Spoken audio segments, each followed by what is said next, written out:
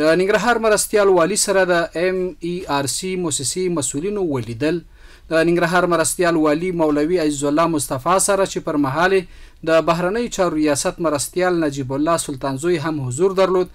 د MERC موسسې رئیسي ډاکټر میا فرانسیسکا او همکارانو د کونړ او درنور ولسوالۍ زلزله ځپلو سیمو څخه د لیدنې راپور شریک کړ.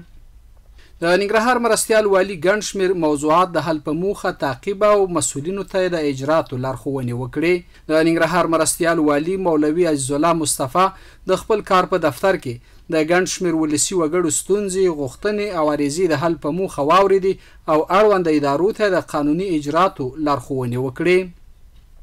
بغلان ولایت کې سلګونو پیرودونکو ته د برېښنا رسونې پروژې چارې پیل شوې. د افغانستان برېښنا شرکت په خبره شوې خبرپاڼه کې راغلي دي د بغلان برېښنا ریاست د مسؤلینو له لوري د دغه ولایت د دوشي ولسوالۍ کیلګي سیمې ته د 10 کیلو ولټ برېښنا لیږد پروژې چارې د 10 کیلو ولټ برېښنا لیږد پروژې د چارو پرانسته وشوه. او بلخ ولایت کې د 12 میلیون افغانیو په لګښت د یو سړک د قیر کولو چارې پیل شوې.